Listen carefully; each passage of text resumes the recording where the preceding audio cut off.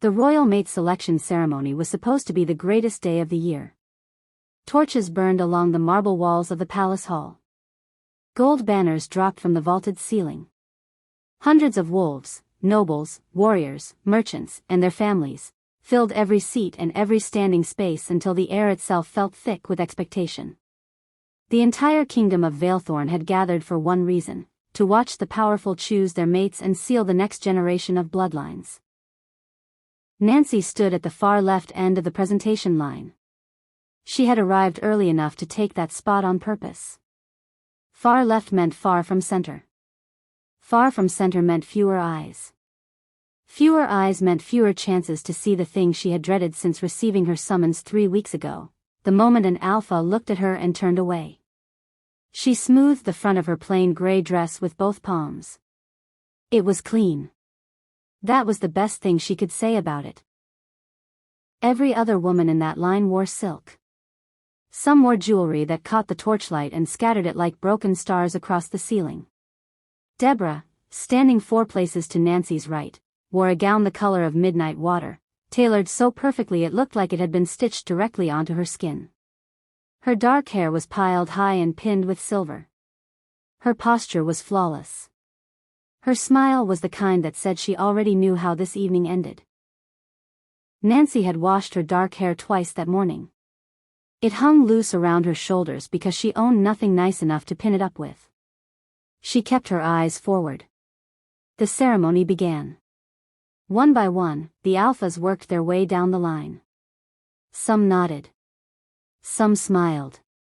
Some reached out and took the offered hands of the women they wanted, and those women stepped forward with gasps and tears and the kind of joy that lit up a room. The crowd applauded each selection with warmth and cheering. Then the alphas reached Nancy. The first one stopped in front of her, glanced down at her dress, and kept walking without a word. The second one paused, looked her in the face, and shook his head slowly before moving on. The third one, a broad-shouldered alpha named Dolan, who had twice the confidence of any man in that room and half the sense, actually laughed. Not a quiet, uncomfortable laugh. A full, open-mouthed laugh that he aimed at the men standing near him like it was a joke they were all sharing. "The broken Omega?" he said loudly, and his voice carried in that hall the way sound always carries in places built from stone and cruelty. "Someone dragged the little healer's girl here? What exactly is she supposed to offer?" The crowd did not go silent. It rippled. Some people looked away. Some covered their mouths. Some, and this was the part Nancy would remember longest, some laughed with him. She did not cry. She had learned years ago that crying in public only gave people more to say.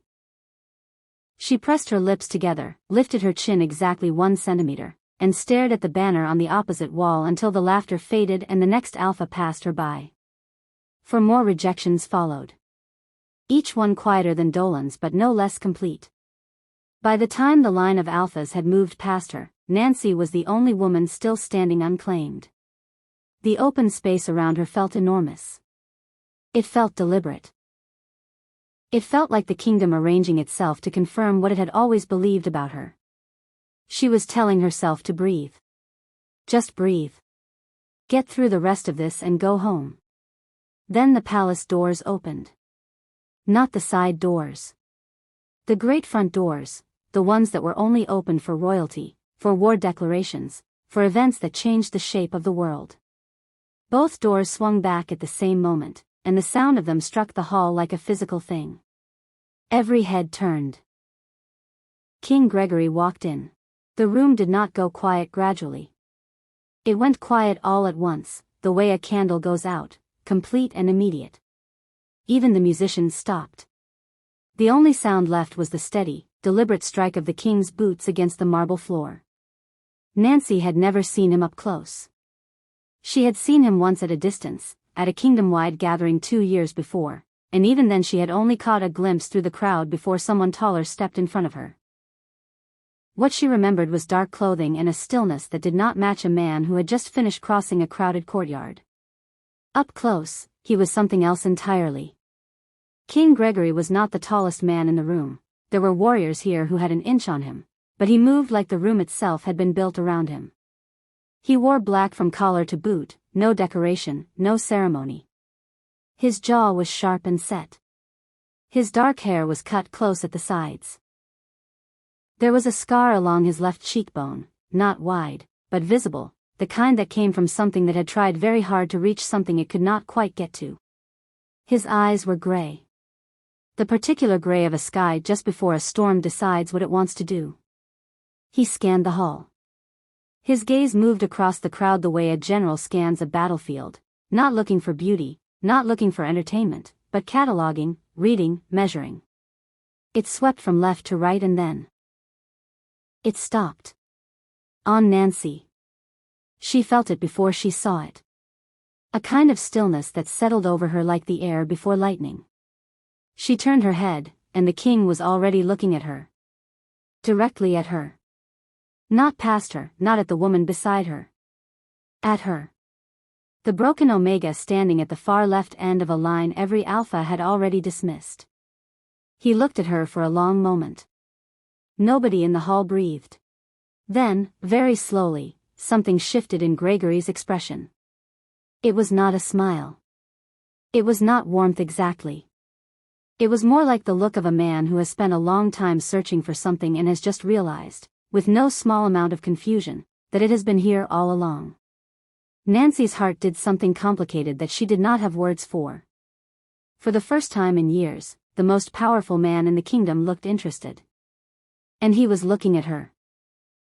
Subscribe to see how this unfolds, and comment below to tell me where you're watching from. I would love to say hello to you and discover just how far our story is reaching. Nancy had not always been called broken. There was a time, early enough that the memory felt more like a dream than something real, when she had been simply a child. A girl with a mother who smelled like dried lavender and a father who carved small animals from pine wood and left them on her windowsill when she had trouble sleeping. She had grown up in the lower quarter of Vaelthorn, in a house with a crooked chimney and a herb garden that her mother tended the way other people tended relationships, carefully, consistently, with genuine love. Her parents had been low-rank wolves. Not Omegas, but not far above. They worked.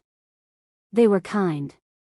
They did not ask for more than the kingdom offered people like them, which was not a great deal. But the house was warm and the food was enough, and Nancy had grown up believing, in the simple way children believe things before the world corrects them, that being loved by the right people made you enough. Then the fever came. It swept through the lower quarter the winter Nancy turned 12.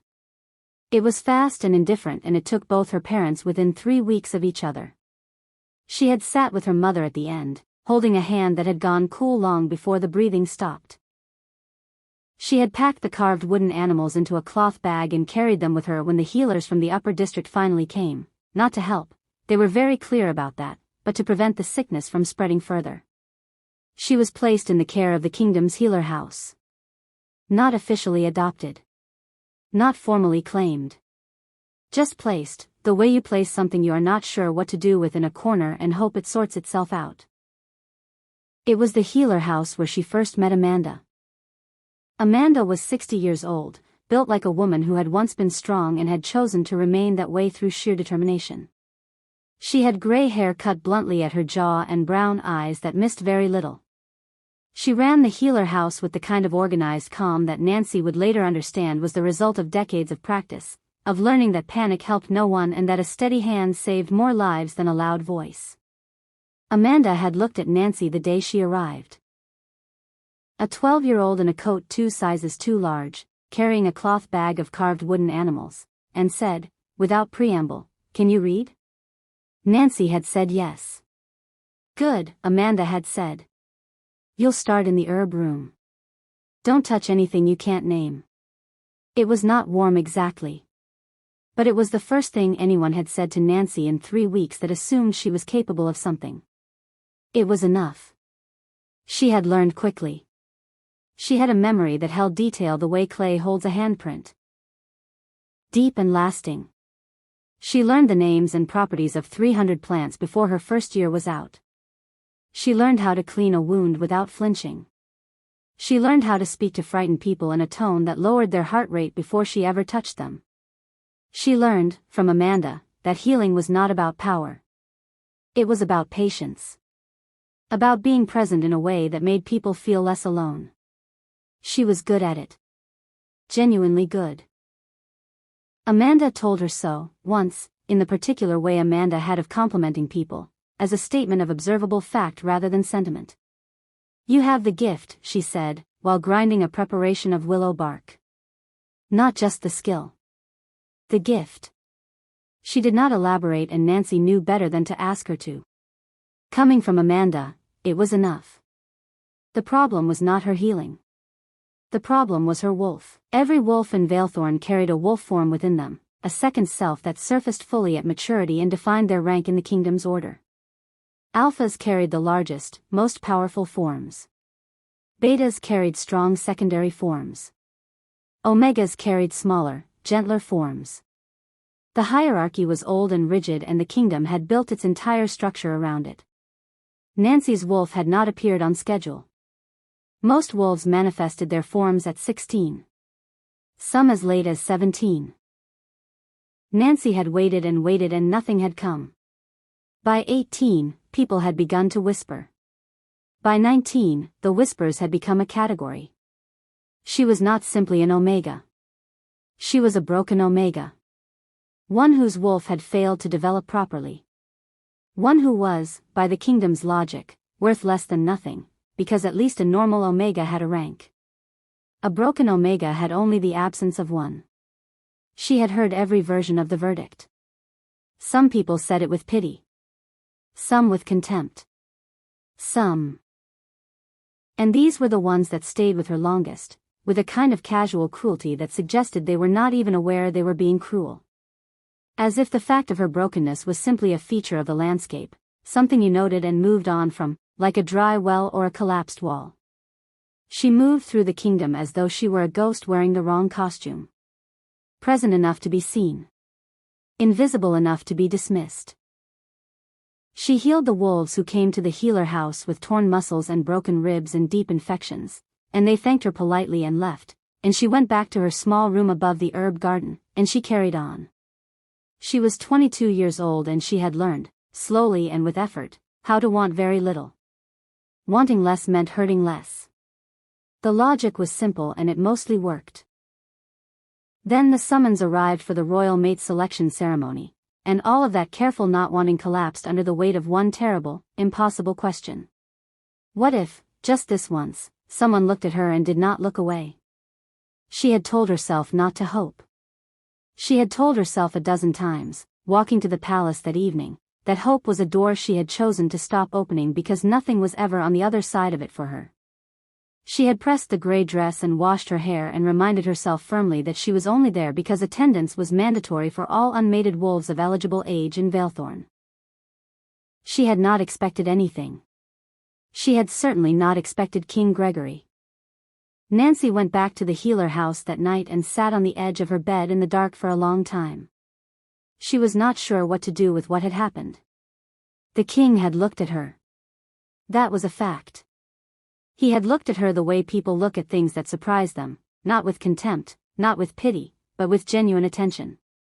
She had felt it settle on her like a change in the weather.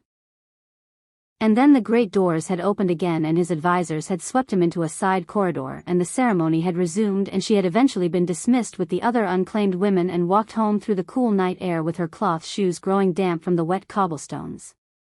She told herself it meant nothing. 3 days later, she was in the palace's lower east wing, delivering a preparation of comfrey and arnica to the kennelmaster's assistant, whose shoulder had been badly wrenched during a training exercise. She was working quietly, focused on the task, when she became aware that someone was standing in the corridor outside the open door. She looked up. King Gregory was standing in the corridor. He was not looking at her, or rather, he was pretending not to look at her. He had a document in his hand and his eyes were on it, but the document had not turned a page in the 2 minutes she had been aware of his presence, and there was no reason she could identify for the King of Vaelthorn to be standing in the lower east service corridor at 10 in the morning. She finished wrapping the shoulder. She gathered her things. She left through the corridor. He did not speak as she passed him. She did not speak either. But as she turned the corner at the end of the passage, she glanced back once. She could not help it, and he had turned slightly, just slightly, watching her go. It happened again 2 days after that. She was in the outer courtyard of the palace, crouched beside a young wolf who had taken a bad fall from one of the upper training walls and landed on his left arm. The bone had not broken, but the tendons were angry, and the boy, no more than 15, was trying very hard not to show that he was frightened.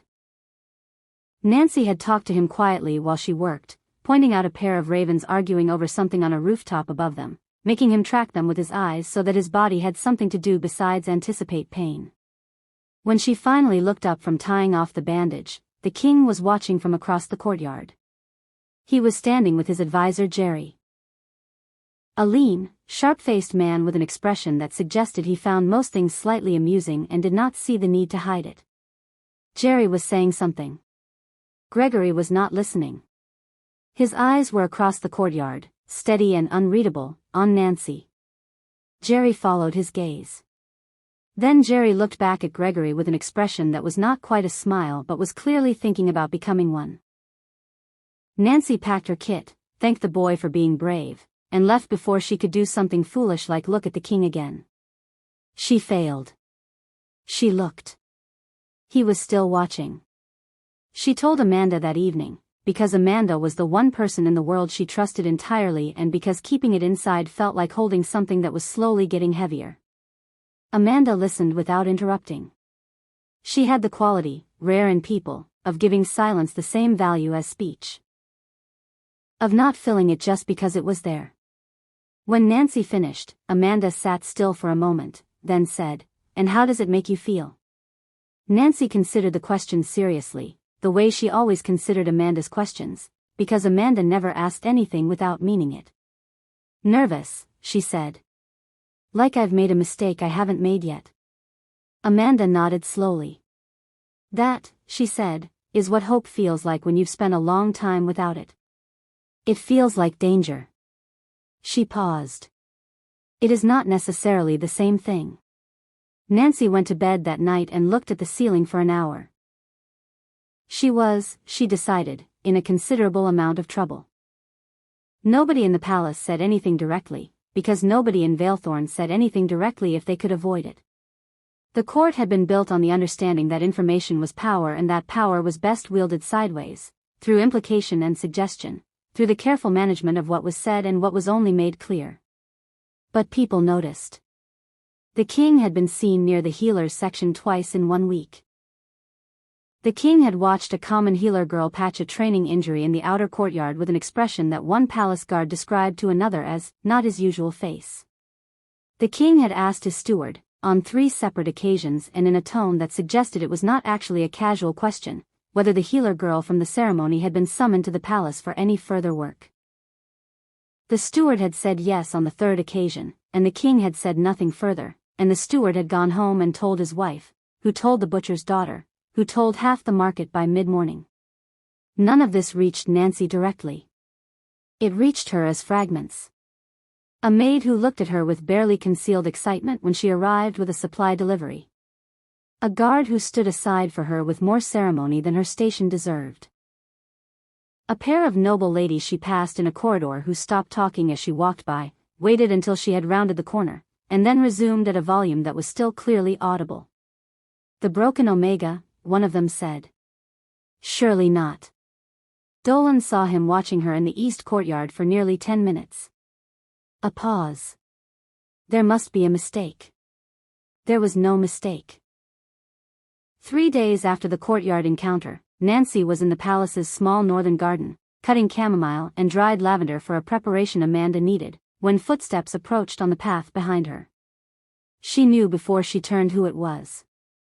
The specific quality of that silence, the kind that arrived with him, had already become recognizable to her. Healer. She turned. Gregory stood at the edge of the garden path, his hands at his sides, looking at her with that same expression she could not fully read, attentive, careful, slightly unsettled, as though she were a text he was in the middle of translating and had not yet decided what it said. "Your Majesty," she said, and dipped her head. "The boy from the training wall," he said. "How is his arm?" Recovering well. He should have full movement back in 2 weeks if he follows the rest protocol. He likely won't. No, Nancy agreed. 15-year-old boys rarely do.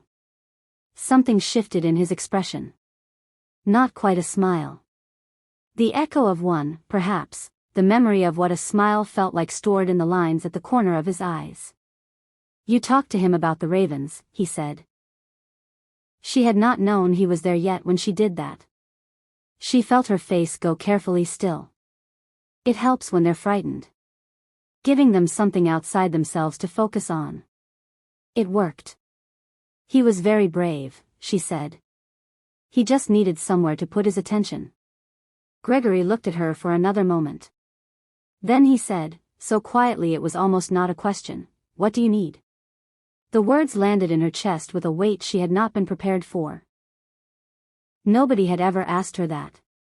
Not like that. Not in that tone, direct and entirely sincere, as though her answer was something he actually intended to act on. She did not know what to say. She opened her mouth and then closed it and then said, stupidly, I just need the chamomile. For the preparation. He looked at the plants in her hands. Then back at her. That is not what I meant. I know, she said. Another silence. Not uncomfortable, exactly. More like the pause before a long sentence. I will see that your supply requests are processed more quickly, he said finally. The delay in last month's order was unnecessary. He turned and walked back down the path before she could respond, and she stood in the garden with her chamomile and her racing heart and the strange, terrifying realization that for the second time in a week, the most powerful man in Vaelthorn had treated her like she was worth something. She was not sure she knew how to survive that. Subscribe to see how this unfolds, and comment below to tell me where you're watching from. I would love to say hello to you and discover just how far our story is reaching. Deborah had been preparing for this for 7 years. That was not a figure of speech. She had, from the age of 15, understood with clear-eyed precision what her future needed to look like in order to save the people she loved, and she had spent 7 years building toward it. She had studied court etiquette until she could recite every protocol from memory. She had learned the histories of every major family in Vaelthorn, their alliances, and their grievances and their buried ambitions, because that was the kind of knowledge that made you useful to a king. She had trained her posture and her diction and her ability to hold a smile under pressure. She had, in the year before the ceremony, begun receiving quiet signals from the palace's social circle that she was the expected choice. She had not done any of this for vanity. Her father's shipping business had been failing for 3 years. Not dramatically, it was the kind of failure that moved slowly and quietly, a debt here, a contract lost there, a creditor who had once been a friend becoming increasingly formal in his correspondence. Her 2 younger brothers were 16 and 14. Her mother had been unwell for 2 years with a condition that required costly ongoing treatment. The family's estate was leveraged against loans they could not service if things continued as they were. Deborah becoming queen would change all of that. Not because she wanted a title, or a crown, or the particular power that came with sitting next to the king of Vaelthorn. But because a queen's family was a royal family, and a royal family's debts were a royal concern, her brothers would have futures and her mother would have care and her father would be able to sleep again. She had believed it was going to happen. She had been so careful and so thorough and so relentlessly competent that she had genuinely believed that the outcome was as close to certain as anything in an uncertain world could be. Then the king had walked into the selection ceremony and looked at a plain-dressed healer girl at the far end of the line as though the rest of the room did not exist. Deborah had watched it happen. She had been standing 4 places away and she had watched Gregory's eyes stop on Nancy and she had felt something fall in her chest, not cleanly, not like a single drop, but messily, like something that had been carefully stacked coming apart piece by piece. She had kept her expression pleasant through the rest of the evening. She was very good at that. The next morning, she began asking questions. Not aggressive questions. Deborah was too intelligent for that. She asked the kind of questions that sounded like casual conversation. Who was the healer girl? What did she do? Who trained her? Did anyone know anything about her background? She collected the answers carefully. Orphan. Healer house. Broken Omega, no manifest wolf. No family, no rank, no resources. None of it made any sense. She went to her friend Mira, who worked as a junior secretary in the palace records office and was therefore the most useful person Deborah knew, and she asked Mira to pull whatever documentation existed on a healer named Nancy from the lower quarter. Mira brought her 3 pages. Deborah sat alone in her sitting room that evening and read 3 pages about a girl who had lost her parents at 12 and spent the last decade stitching up training injuries and delivering herb preparations to people who had never once asked her name. A girl who had no allies and no money and no protection and no prospects and who, by every logic the kingdom of Vaelthorn operated on, should not have been able to attract the attention of the man who ruled it. She set the papers down. Picked them up again. Set them down. She told herself this was a strategy. She told herself she was gathering information in order to understand a situation that had the potential to affect her family's survival. This was true. It was also true that somewhere underneath the strategy, something was beginning to happen in Deborah's chest that felt uncomfortably like the early stages of empathy, and she did not appreciate it. She went to bed and slept badly. The next week did not improve things. The king appeared near the healer house again. The rumor about the garden conversation had spread in the particular fast and thorough way that palace rumor spread. Through service staff and kitchen workers and guards, the kingdom's actual nervous system. By the end of the week, half the court was talking about it. The other half was pretending not to. Deborah walked through the great hall one afternoon and felt the shift in the air as she passed, the slight adjustment of posture, the conversations that paused and resumed in a different register. Not cruel. Not openly dismissive. Just different. The particular temperature of a room that has revised its understanding of someone's position. She kept her chin up. She had been keeping her chin up for 7 years. She was very good at it. But that night, alone in her room, she allowed herself 1 hour of feeling precisely how frightened she was. 1 hour of letting the weight of her father's debt and her mother's illness and her brother's future sit exactly as heavy as they actually were. Then she straightened. Washed her face. And began thinking about what else she could do.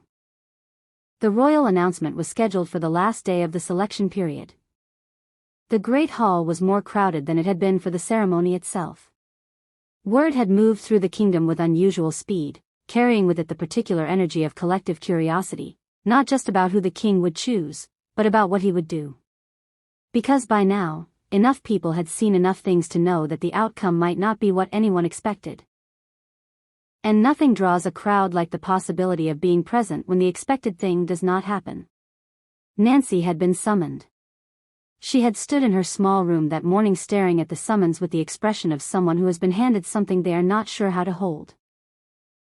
Amanda had found her there, read the summons over her shoulder, and then handed her a cup of tea with the particular efficiency of a woman who believed that most things were better faced with something warm in your hands.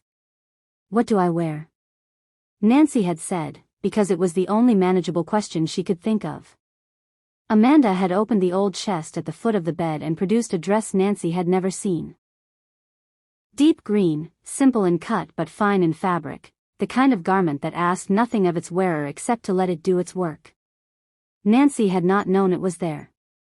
She had asked, without thinking, where it came from. Amanda had said only, "I have been keeping it for the right occasion." And she had helped Nancy dress and pin her dark hair back with 2 plain silver clips, and then she had taken a step back and looked at her for a long moment and said, "Whatever happens today, you walk in there as yourself. Not as what they expect. Not as what they want. As yourself." Nancy nodded. Her throat had been too full to say anything. She arrived at the hall and stood near the back with a cluster of other lower quarter residents who had come to watch. The hall was arranged differently from the ceremony, no presentation line, just open space, the high nobles and court families arranged in a loose hierarchy toward the front, with the rest of the kingdom filling in behind. Deborah stood near the front, flanked by 2 of her family's associates. Her midnight dress was gone. Today she wore something more deliberately regal, deep blue with a silver collar, her hair in a complex arrangement that must have taken an hour.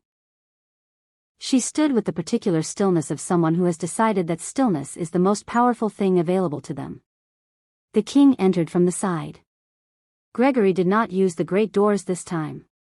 He came in from the corridor that led from his private chambers, with Jerry 2 steps behind him and 4 of his guards flanking. He walked to the front of the hall and stopped. He did not use the raised platform. He stood on the floor level, which meant the people at the front had to look at him rather than up at him, and there was something in that choice, deliberate, Nancy thought, that said something about how he intended this moment to go. He scanned the hall. The same scan as the ceremony. Methodical, unhurried. Then he stepped forward and walked. Not toward the nobles. Not toward the front row of court families. Not toward Deborah, who stood perfectly still with her chin lifted and her expression locked into something that cost her more than it showed. He walked toward the back of the hall. The crowd parted. Not because it was required, but because the look on the king's face made standing in his way seem like a poor decision. He moved through the cluster of lower quarter residents, who scattered like startled birds on either side of him, until he reached Nancy. She did not step back.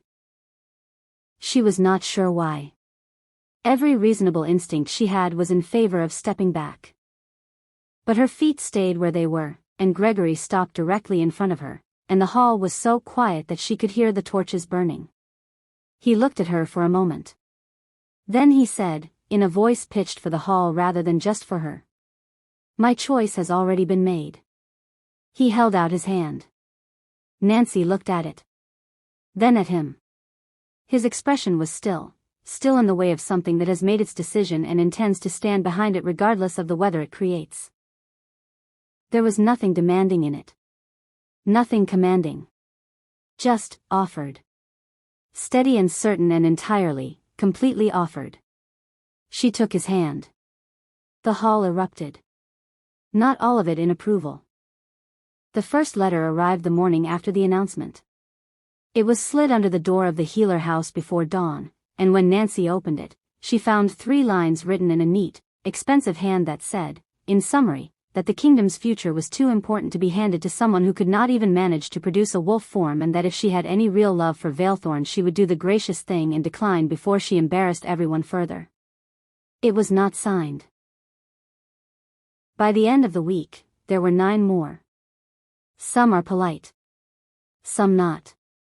One contained a detailed description of every reason she was unsuitable that went on for 4 pages with the particular thoroughness of someone who had put genuine time and thought into their contempt. She burned them all in the herb room fireplace and did not tell Amanda, because Amanda would have found the senders and said things to them that would have caused a diplomatic incident. The public reaction was more complicated than simple hostility. Some people were openly hostile, mostly noble families who had staked their own positioning on the assumption that Gregory would choose from their circle, and who now found themselves recalculating. Some were confused. Some were entertained in the particular way that people are entertained by something unexpected, without necessarily caring who it hurt. A very few. Mostly lower quarter residents, mostly people who had also spent their lives being underestimated, were quietly, carefully pleased in a way they kept to themselves because the kingdom was still watching and nobody wanted to be on the wrong side of an outcome that hadn't fully decided what it was yet. Jerry found Nancy in the eastern herb garden on the 3rd day after the announcement. He was not what she had expected, up close. He had the lean sharpness she had noticed from across the courtyard, but up close the amusement in his expression was warmer than she'd expected, not mockery, but the particular good humor of someone who finds the world genuinely interesting and does not feel the need to pretend otherwise. "You're handling this remarkably calmly," he said, by way of greeting. Nancy looked at him. "I spent 9 years being publicly dismissed by everyone in this kingdom. This is just the same thing with better lighting." Jerry blinked. Then he laughed, a real laugh, sudden and unguarded. "I see," he said. "Gregory is going to find you very difficult to manage." "I am not here to be managed," she said. "No," he agreed, with an expression that suggested he found this both problematic and wonderful. "That is going to be either his greatest challenge or his greatest relief. I haven't decided which yet." Gregory himself arrived that afternoon. He had increased her security. Guards now rotated through the healer house's perimeter with a regularity that had confused the neighborhood at first and then been accepted as simply a new feature of the landscape. He had arranged for her formal court introduction to be delayed until she had time to adjust. He had not, notably, suggested that she move into the palace, or change her work, or alter the daily life she had built for herself.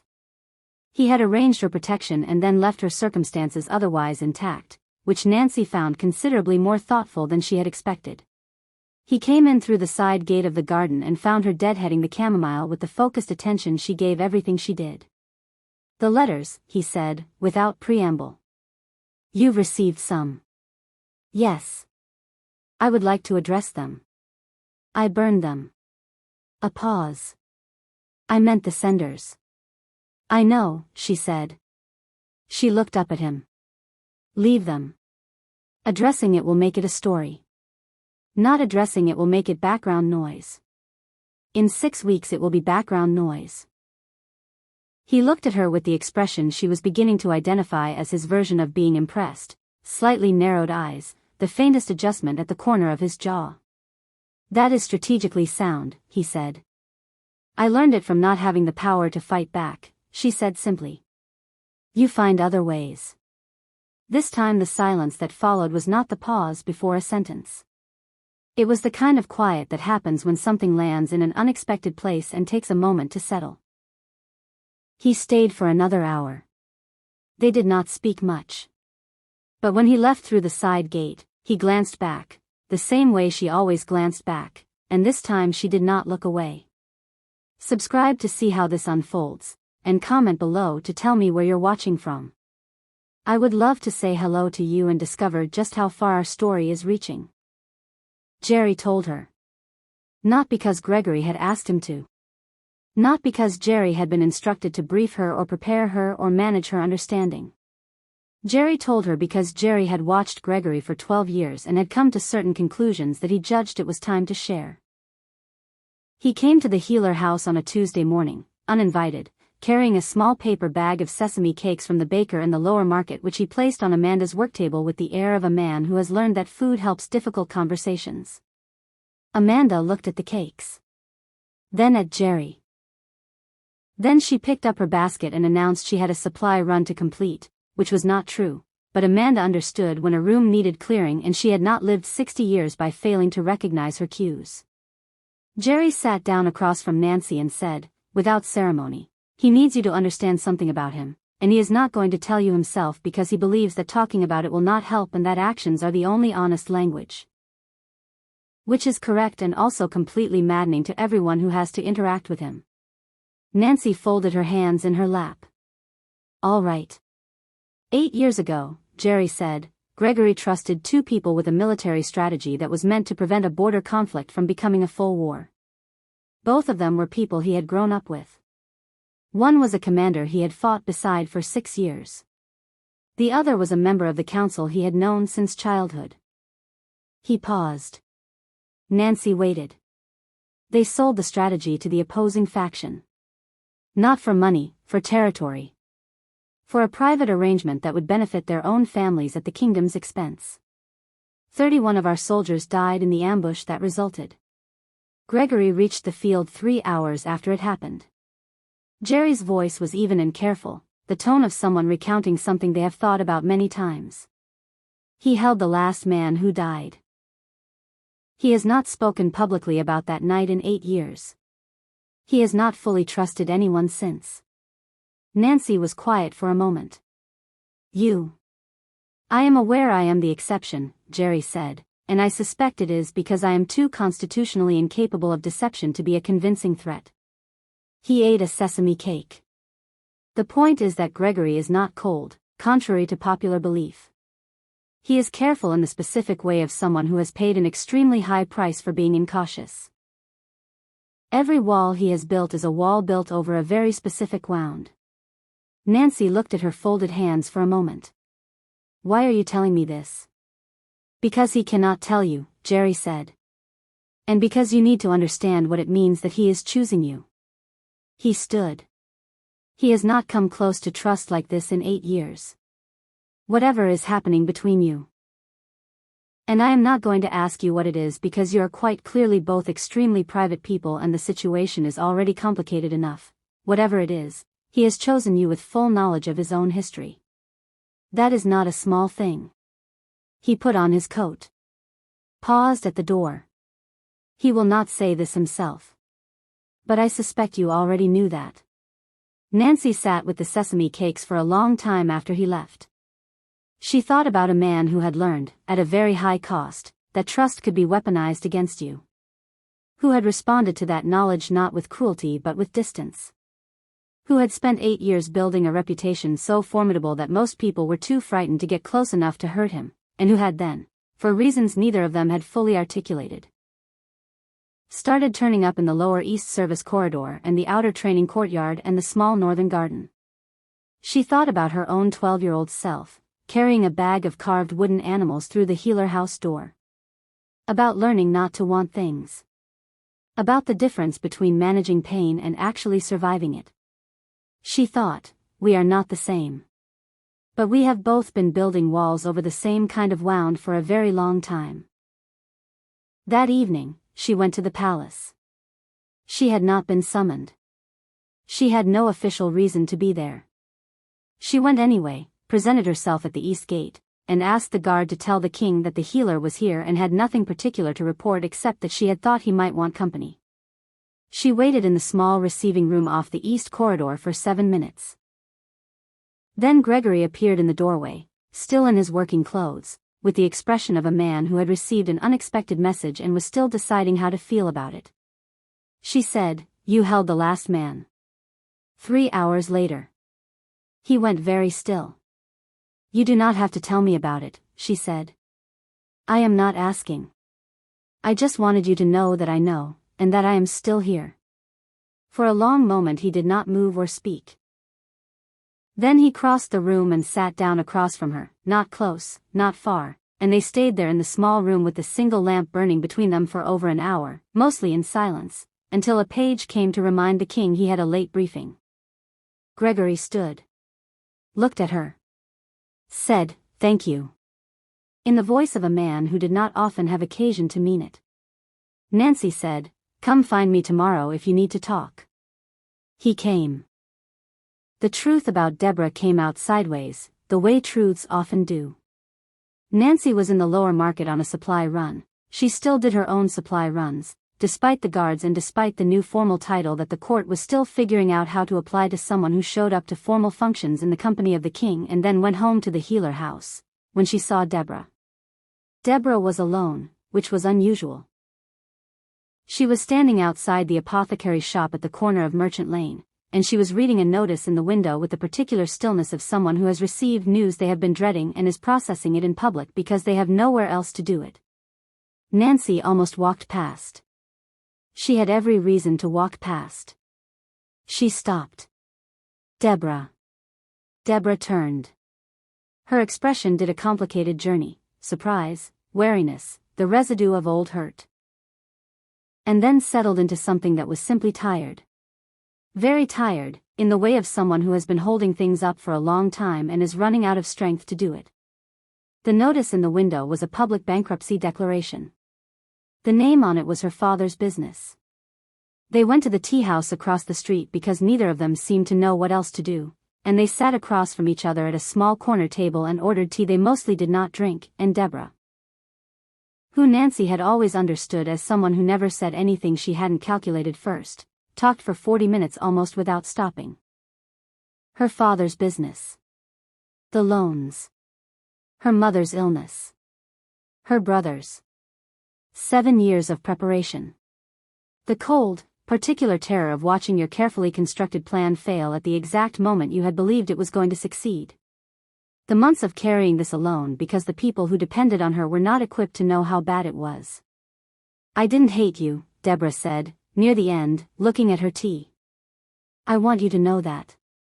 I didn't know you well enough to hate you. I was just terrified.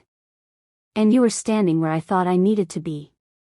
Nancy was quiet for a moment. Then she said, "Why didn't you ask for help?" Deborah looked at her with the expression of someone who has never genuinely considered the question. From whom? Anyone.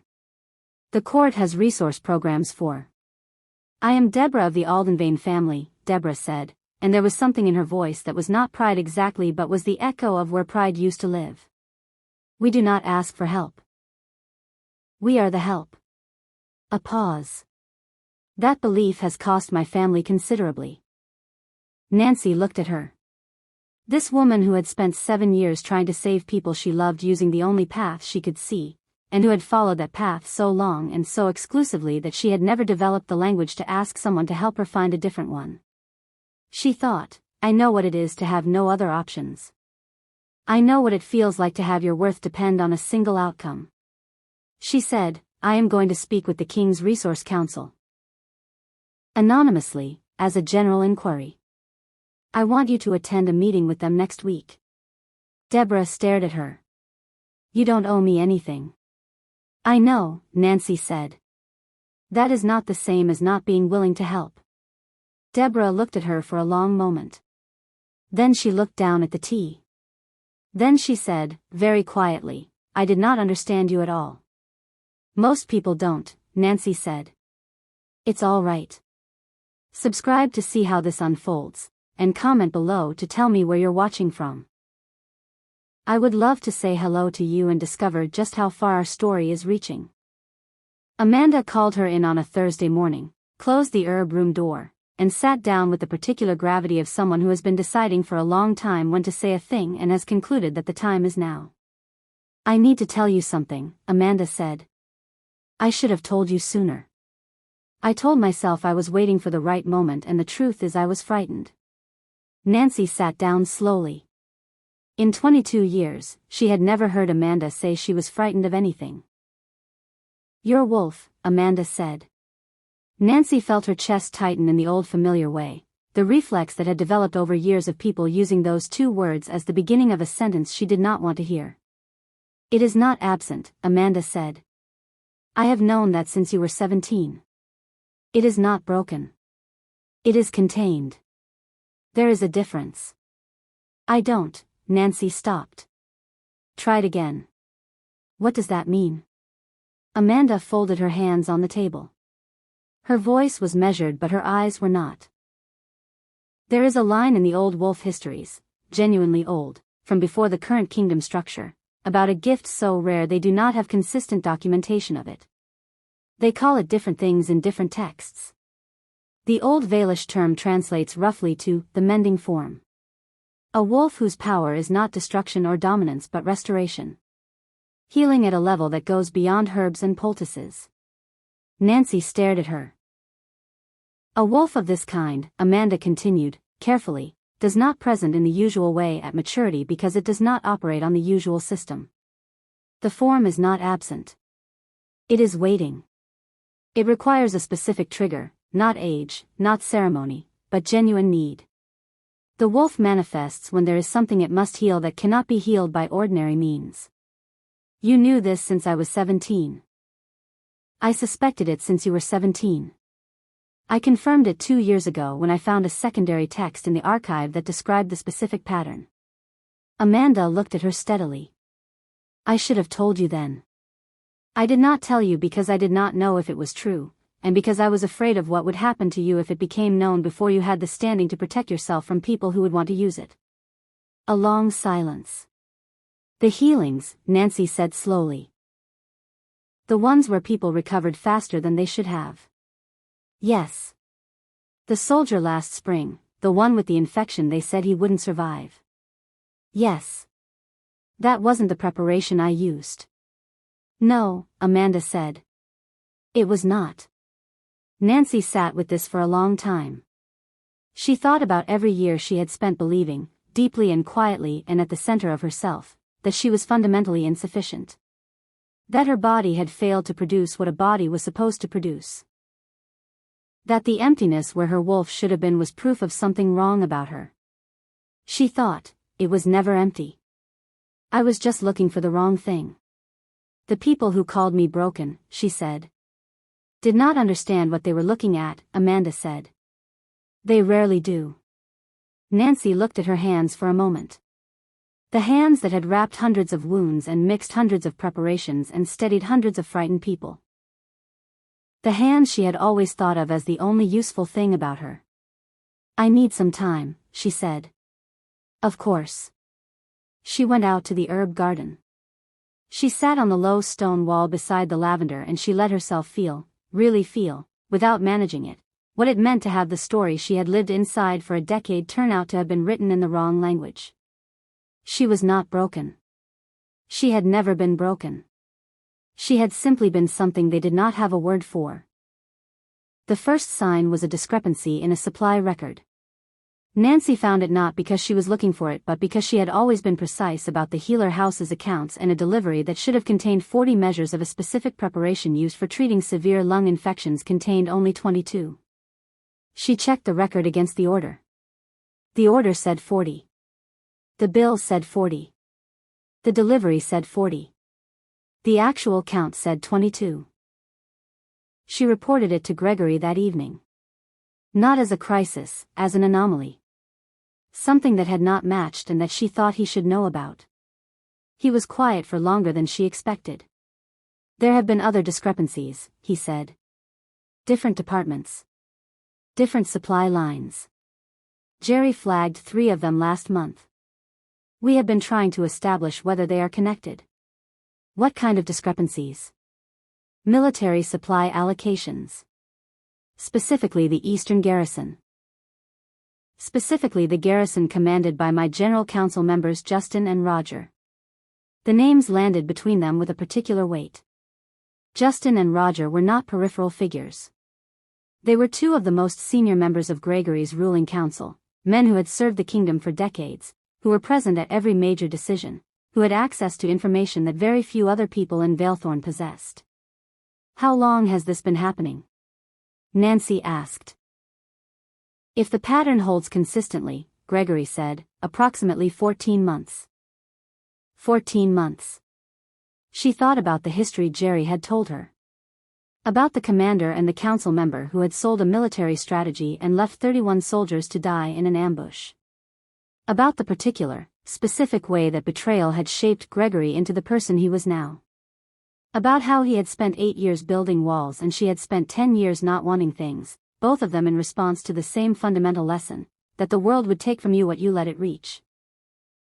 She said, "What do they want?" "Territory," Gregory said. "The Eastern Territory specifically. There is a faction in the border regions that has been attempting to negotiate their own alliance structure, separate from the crown, resourced through redirected supply chains. Justin and Roger are their internal allies. A civil war. If it reaches completion. Currently it is still in the resource-building phase. But the timeline is accelerating." She sat with this. Then. "They know about me." "Yes.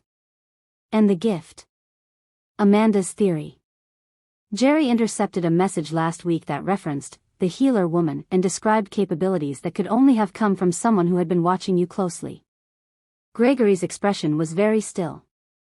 "They believe that if a wolf with a mending gift is active during a civil conflict, the healing power could be used to sustain troops through injuries that would otherwise end a campaign. That makes you not just a target. It makes you a strategic asset they want to acquire." A silence. "I should move you to the palace," Gregory said. "Immediately. Full guard.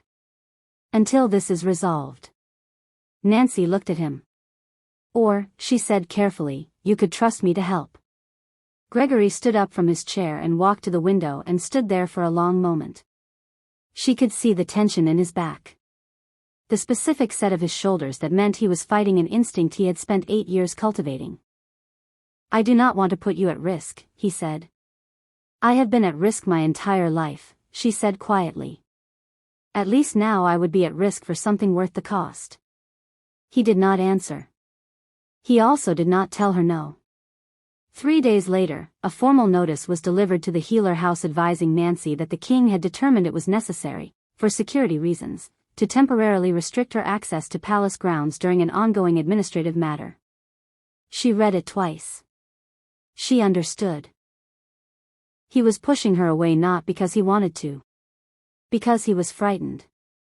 Because the alternative, letting her stay close while the thing with Justin and Roger unfolded, was a risk he could not make himself take with someone he had, without fully planning to, begun to care about more than his own safety.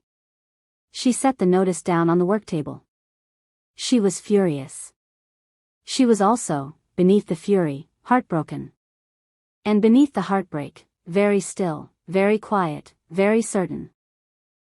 She was not going anywhere. Subscribe to see how this unfolds, and comment below to tell me where you're watching from.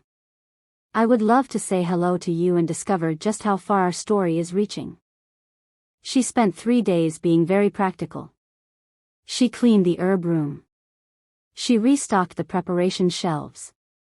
She took on 2 additional cases, a young child with a persistent cough in the lower quarter, and an elderly woman near the market whose hip had been giving her trouble for months. She did her supply runs and wrote her records and maintained the ordered rhythm that had carried her through every other difficult period of her life. On the 4th day, she sat down on the edge of her bed in the evening and felt how much everything hurt. Not the anger. The anger was actually easier. Anger had direction, had energy, moved outward. What sat underneath the anger was quieter and more fundamental. The old story. The story she had believed she was beginning to leave behind. Nobody wants you. Not really. Not when the cost goes up. She knew it was not true. She knew, with the rational part of her mind, that Gregory had made his decision for reasons that had nothing to do with her value and everything to do with his fear. She knew that fear and abandonment were not the same thing. She knew this. But knowledge and feeling occupy different rooms and the distance between them is sometimes very large. She was also, under everything else, genuinely worried about him. Justin and Roger had been operating within the council for over a year. They had access to everything. If Gregory moved against them without full evidence, they would know he was coming and they would use everything they had. If he waited too long, the Eastern faction would have enough resources to make a conflict unavoidable. He was navigating something that had no clean path through it, and he was doing it without the people he should have been able to use, because the people he should have been able to use were the problem. She thought about the supply record. The 22 measures instead of 40. The discrepancy is too small to be immediately significant, too consistent to be accidental. She thought, they have been building this for over a year. There are more discrepancies. There is more evidence. It is in the records, scattered across multiple departments, because they were careful, but not careful enough to leave no trace. They never are. The careful ones always leave traces because they are careful rather than thorough, and there is a difference. She pulled out a clean sheet of paper. She began writing down everything she had noticed. Every discrepancy in every supply record she had processed in the last 18 months. Every delivery that had not matched. Every requisition that had gone through an unusual channel.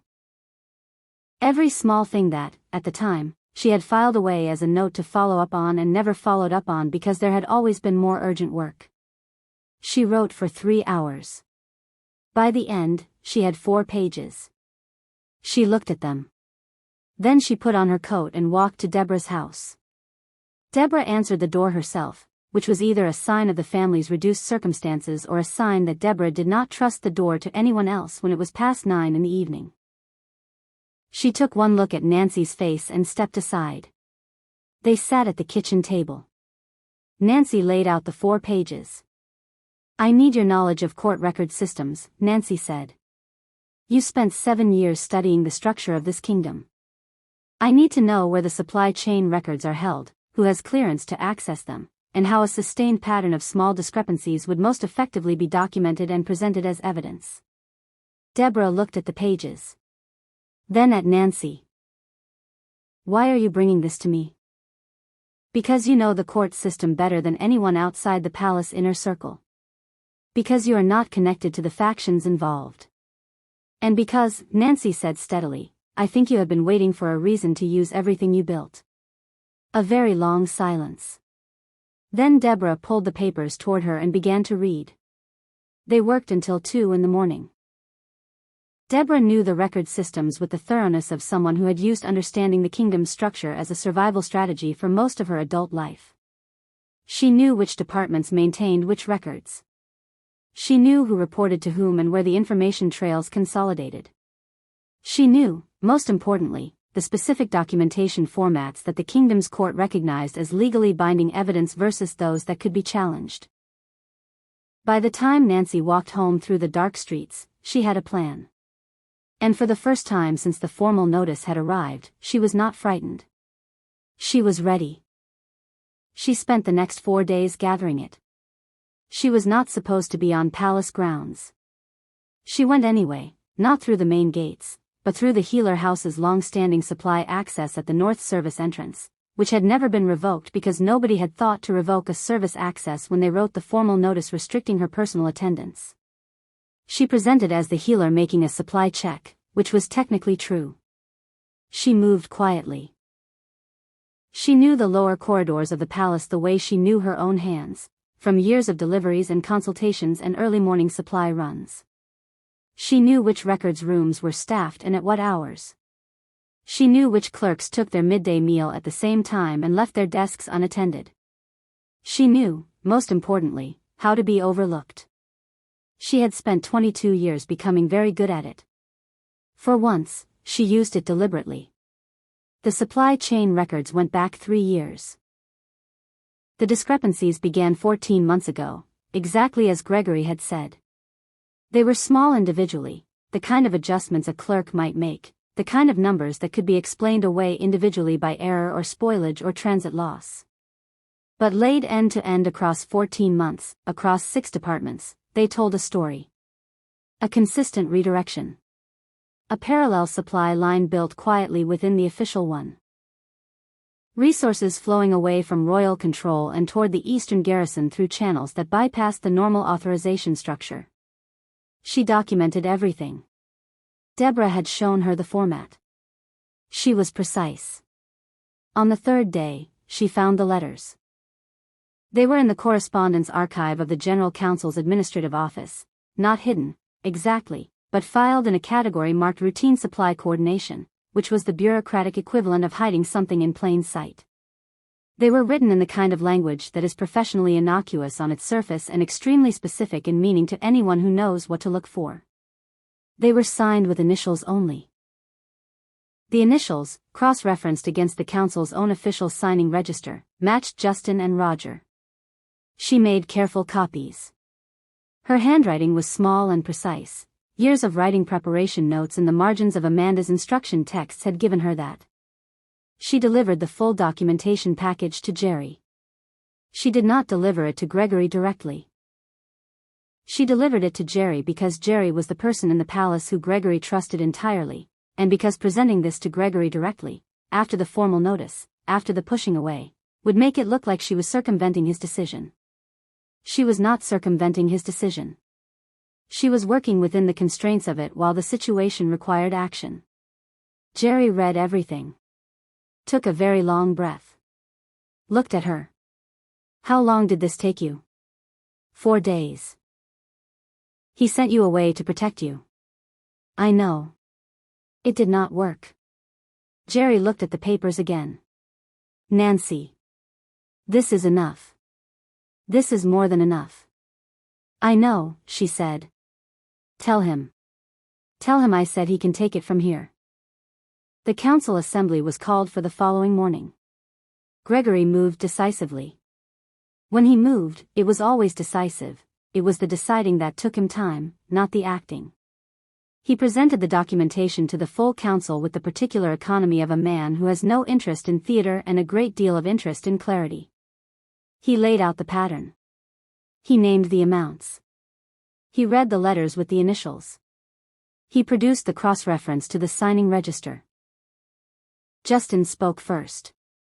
He had the controlled expression of a man who had known this moment was coming and had prepared for it, and the voice of someone who had spent decades in rooms like this and understood that the first person to define the narrative usually controlled it. He called the documentation incomplete. He suggested alternative explanations. He was very polished. Roger was less polished. Roger's specific form of fear expressed itself as aggression, and the aggression came out in the particular way it always does when someone has been caught but has not yet accepted that they have been caught: loud, forward, personal. He said the documents had been selectively gathered. He said the chain of custody was questionable. He said the entire matter had the appearance of a personal attack manufactured by someone with a motive. A motive, Gregory repeated. His voice was very quiet. The quieter Gregory's voice became, the more people in the room seemed to recalibrate their proximity to the door. The healer woman, Roger said. She has access to supply records through her work. She has a clear interest in securing her position. And the documentation has been gathered by someone with no official authorization to access. Every record in that package, Gregory said, still quietly, is a kingdom record, accessible through standard service channels. The service channels were not restricted. The documentation was gathered legally and filed through proper reporting protocol. He looked at Roger. You may wish to be more precise about what exactly you are objecting to. Roger opened his mouth. More precise, Gregory said again. Roger closed his mouth. The council sat in the particular silence of people who are watching something they will be asked about for years. Justin made one final attempt. He appealed to the council members individually, to their history with him, to their shared service, to the suggestion that this was all a misunderstanding that could be resolved privately. He was very skilled at it. In a different circumstance, Nancy thought later, it might have worked. But Gregory had the documentation. 14 months of it. And the letters. And the signing register. And the full supply chain analysis, formatted in the court's recognized evidentiary standard, which Deborah had supplied and which was faultless. Justin and Roger were formally suspended from the council pending a full investigation that everyone in the room understood was a formality. The Eastern faction's internal allies within the kingdom's structure had been named and their supply channels identified. The civil war that had been building quietly for over a year had been stopped before it became one. The council chamber was very quiet when it was over. Gregory stood at the front of it and looked at the remaining council members, the majority, the ones who had not known, the ones who were processing what they had just witnessed, and said, in a tone that was entirely unlike the quiet he had used with Justin and Roger, "We have work to do." Then he left the chamber and went directly to the healer house. Nancy was in the herb room. She knew he was coming, Jerry had sent word, and she had decided to simply be where she was, doing what she did, and let whatever happened next happen from there. He came in through the side gate. Crossed the garden. Stood in the doorway of the herb room. He looked at her with an expression she had not seen on him before. Open in a way that had cost him something to produce, present in a way he had not been in the week since the formal notice, as though he had removed something that had been in the way. "You were supposed to stay safe," he said. "I was supposed to help," she said. "There is a difference." He walked into the herb room. He stopped in front of her. Very close. Close enough that she could see the fine detail of the scar on his cheekbone, and the line of his jaw, and the specific quality of the storm gray eyes looking directly at hers without the guard she had almost gotten used to seeing in them. He said, "You were never broken." The words landed in her chest and did something she did not have a word for. Something that was grief and relief and something new at the same time, the specific feeling of a thing you have believed about yourself for a decade quietly ceasing to be true. "I know," she said. Her voice was steady. She had made her peace with it before she walked into the palace records rooms. She had needed to believe it before she could act on it. "I should have said it sooner." "Yes," she said. "You should have." He looked at her. Then, carefully, he reached out and took her hand. The same hand she had placed in his that day in the Great Hall. He held it the same way, not possessively, not urgently. Just steady. Just certain. She let him. "I pushed you away," he said. "You were frightened." "I was a coward." "You were frightened," she said again, "which is different, and which I understand." She looked at their joined hands. "I have been frightened of hoping for most of my life. That does not make me a coward. It makes me someone who has good reasons and is learning to trust that those reasons do not have to be permanent. Gregory was very still for a moment. Then he said, quietly, I would like to learn the same thing. I know, she said. I think you already are. Amanda appeared in the doorway of the herb room, took one look at the two of them, said, good, with the satisfied finality of someone confirming a long-standing hypothesis, and went back to her preparations. Nancy laughed. She could not help it. It came out of her clean and unguarded, and Gregory looked at her with the expression she had first seen in the garden, that echo of what a smile felt like, the memory of it stored at the corner of his eyes, and this time it became the actual thing. He smiled. It transformed his face entirely. She thought, there it is. There is the person underneath all of that careful distance.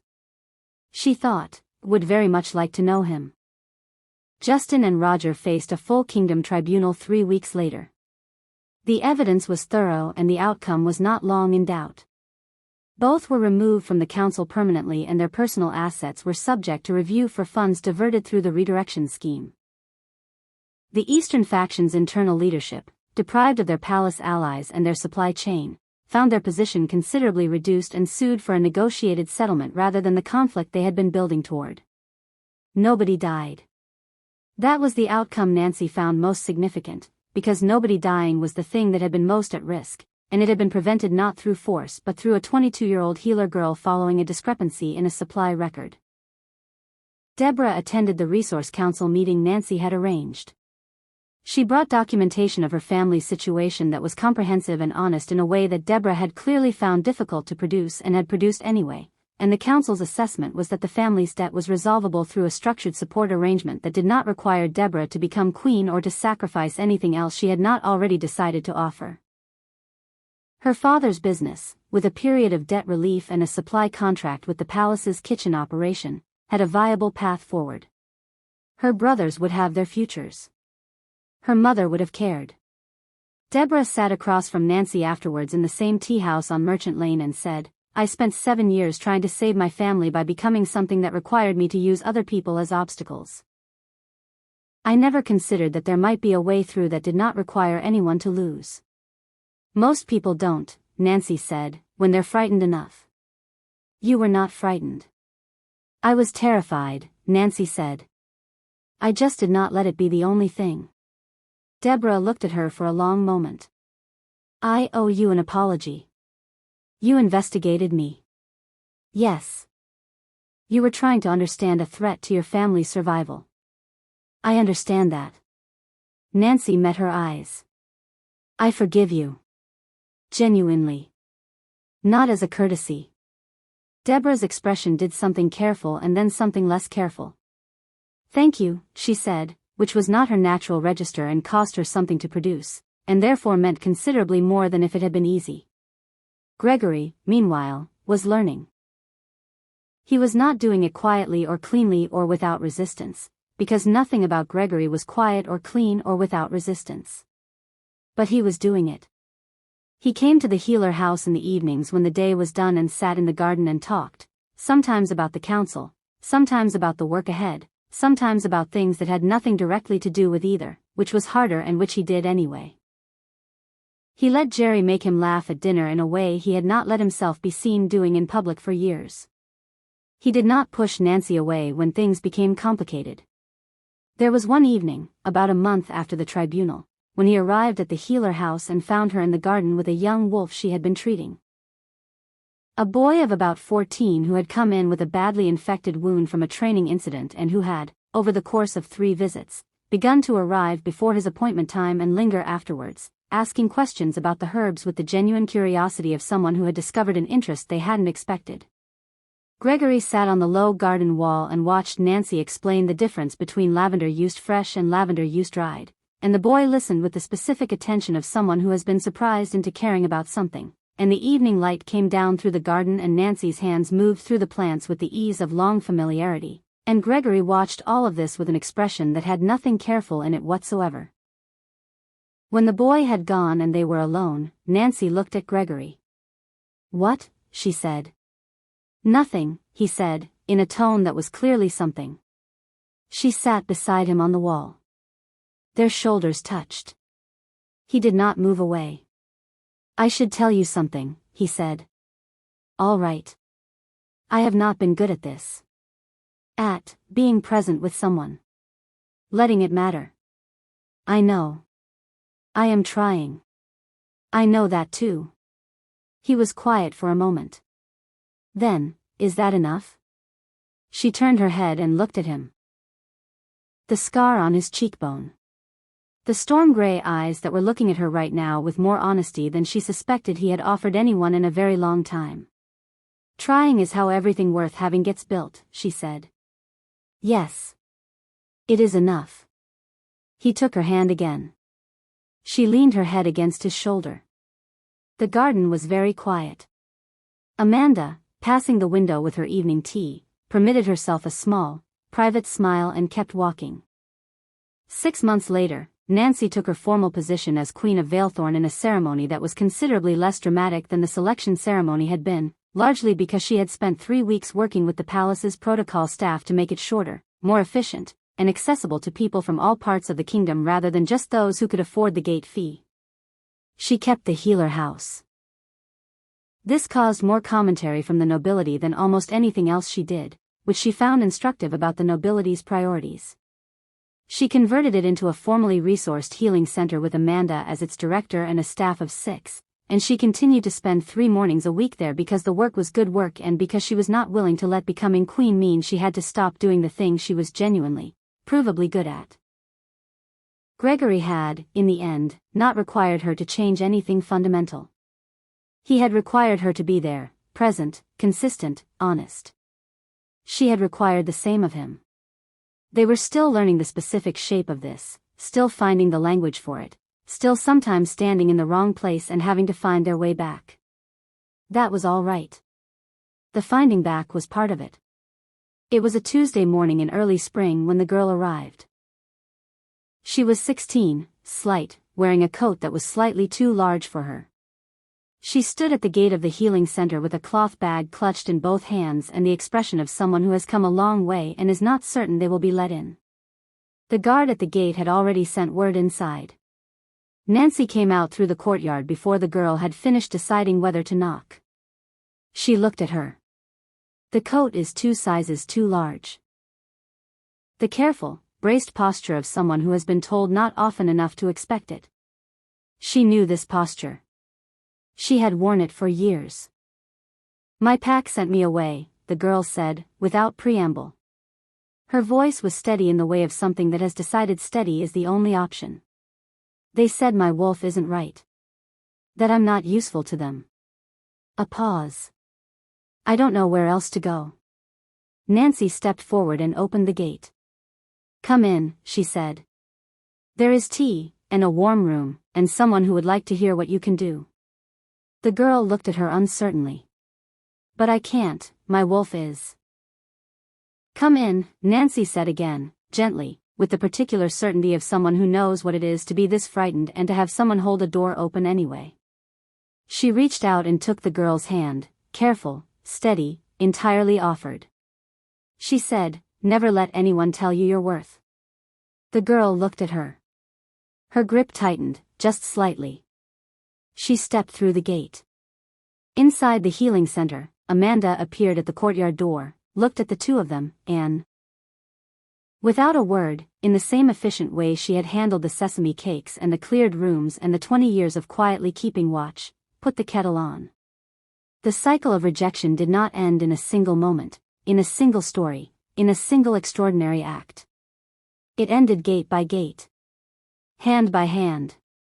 One person at a time deciding that the door was worth opening. This story was built around love, but its real subject is worth. Not the worth that is granted by rank or recognition or the approval of people who hold power over you. The worth that exists quietly and stubbornly underneath everything else, waiting to be found. 1. You are not what you have been called. Nancy spent a decade being named by the absence in her, the broken Omega, the girl without a wolf, the one nobody wanted. Every name they gave her was about what she lacked. None of them were about what she carried. The people around you are often naming your circumstances rather than your character. Those are not the same thing. Do not let their labels become your autobiography. 2. Kindness is not weakness. In a kingdom that measured worth by strength and dominance, Nancy's gift was not a weapon or a power that could be deployed in battle. It was care. Patience. The ability to make a frightened person feel less alone.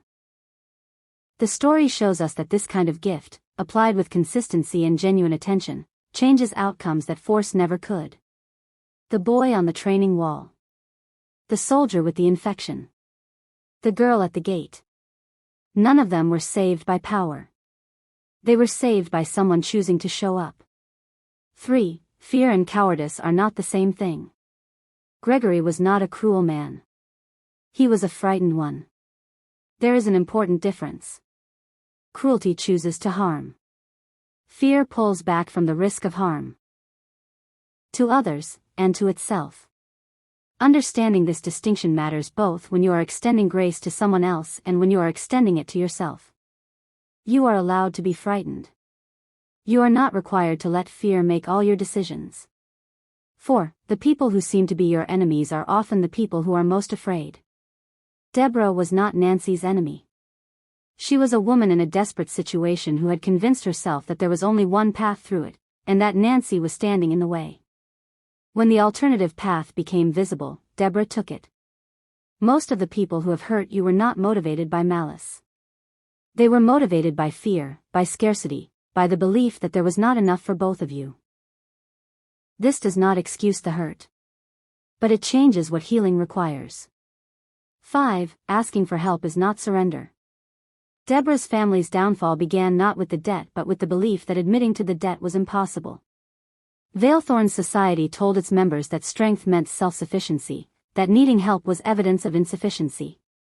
This is a lie, and it is a lie that protects no one and destroys many. The help you refuse to ask for is not strength preserved. It is an opportunity lost. 6. Evidence is more powerful than argument.